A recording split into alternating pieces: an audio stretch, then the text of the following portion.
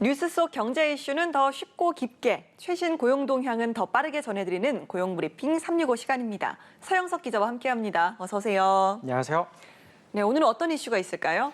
네, 일을 하지 않고 있는데 취업이나 진학 준비를 하는 것도 아니고 입대 대기도 아닌 그야말로 쉬는 청년이 49만 7천 명이나 된다고 합니다. 사실상 구직을 단념한 취업 포기자, 이른바 취포족들에 대한 이야기인데요. 2003년 통계 작성 이래 가장 큰 규모라고 합니다. 왜 이런 일이 발생하는 걸까요? 오늘 이슈픽에서 짚어봅니다. 취뽀족 아니고 취포족. 사실상 구직 의욕을 잃었다고 봐야 되는 걸까요? 네, 맞습니다. 통계청이 15세에서 29세 청년들을 대상으로 경제활동 상태를 조사한 결과인데요. 쉬었음은 현재 일하지도 않고 구직 활동도 안 하는 비경제 활동 인구 중에서 지난 일주일 동안 주로 무엇을 했느냐는 질문에 쉬었다라고 답한 이들입니다.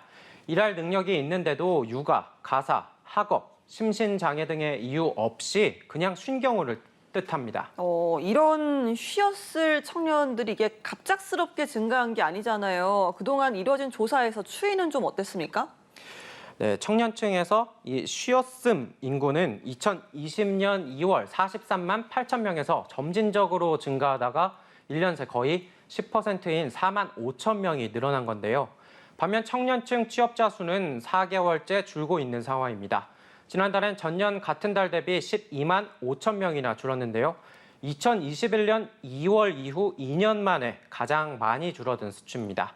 청년층 고용률도 45.5%로 1년 전보다 0.4%포인트 떨어져 2년 만에 내림세로 돌아선 것으로 조사됐습니다. 그러니까 그냥 쉬는 청년들이 더 많아지고 있다는 건데요. 그 이유에 대해서는 뭐라고 답변했습니까? 네, 이유를 물어보니까요. 몸이 좋지 않아서가 39%가량으로 가장 많았고요. 원하는 일자리를 찾기 어려워서 퇴사 후 계속 쉰다는 응답이 뒤를 이었습니다. 네. 그런데 이건 전체 나이대를 대상으로 물어본 거여서요. 청년층만 떼어놓고 보면 몸이 좋지 않아서 비율은 낮아지고 원하는 일자리를 찾기 어려워서 비율은 좀 더 높아질 거라는 게 통계청의 분석입니다. 예. 원하는 일자리를 찾기 어려워서 퇴사 후에 계속 쉰다라는 답변이 눈에 들어오는데요. 그만큼 청년층에서 좋은 일자리를 찾기가 어렵다 이런 뜻일까요? 네, 현재 일자리 상황이 겉으로 보기에는 괜찮아 보이지만 월급이 적고 처우가 안 좋은 일자리만 늘고 있다고 볼 수 있는 겁니다. 그만큼 경제 상황이 안 좋다는 건데요. 청년이 기대하는 근로 조건이 기업이 제시하는 조건과 격차가 큰 셈입니다. 기업들의 경력직 선호가 확산하고 있는 것도 쉬었음 청년 인구를 늘리는 요인으로 꼽힙니다. 예. 사실 고용브리핑 365 시간에도 이런 이야기를 나눈 적이 있는데요. 청년들의 마음이 중소기업보다는 대기업이나 공기업에 더 쏠려 있는 경우가 많잖아요. 네, 대기업과 비교해보면 근로조건은 물론 무엇보다 임금 격차가 큽니다. 전체 노동자의 지난해 월 평균 실질 임금은 359만 2천 원으로 1년 전보다 0.2% 줄었는데요. 월급은 4.9% 늘었지만 소비자 물가 상승률이 그보다 높은 5.1%였기 때문입니다. 특히 중소기업 노동자들의 타격이 큽니다. 300인 미만 중소기업 임금은 1년 전보다 줄었고요. 반면 300인 이상 대기업은 늘었습니다. 이렇다 보니 불황으로 대기업 취업문은 좁아지지만 여전히 중소기업보다 대기업을 원하는 취업준비생은 많은 게 현실입니다. 예, 청년층만 쉬었음 인구가 늘어난 건지 다른 세대는 좀 어떻습니까? 네, 사실 청년층뿐만 아니라 다른 연령층에서도 쉬었음 인구가 늘었습니다. 특히 노동시장의 허리인 40대에서 그냥 쉬었다는 이들이 전년보다 9.5% 늘며 청년층을 제외하고 가장 큰 증가폭을 보였습니다. 다음으로는 60대 이상, 50대, 30대 등이 뒤를 이었습니다. 예, 이렇게 청년층뿐만 아니라 다른 세대 역시 힘든 상황인데요. 이런 쉬었음 상태가 계속된다면 오히려 무기력만 커지는 건 아닌지 걱정도 되네요. 네, 맞습니다. 전문가들 역시 우려하는 부분입니다. 역시 쉬었음 상태가 1년 반에서 2년이 넘어가면 본인의 근로 의욕이 줄고 낙인 효과까지 더해져서 실직 상태가 장기화하는 경향이 굳어진다고 보고 있는데요. 그뿐만 아니라 국가 전체적으로 봤을 때 생산 활동이 줄고 세수도 줄어드는 결과로 이어질 수 있습니다. 예, 이런 쉬었음을 끝내기 위해서는 결국 양질의 일자리가 많아지는 것 말고는 방법이 없을까요? 맞는 말씀을 하신 것 같습니다. 최근 현대자동차가 10년 만에 실시한 기술직 신규 400명 공채에 18만여 명이 몰려서 화제가 됐었습니다. 채용 사이트가 한때 마비되는 일까지 벌어졌는데요. 고임금에 정년이 보장되는 일자리를 청년들이 얼마나 갈구하는지 보여주는 사례입니다.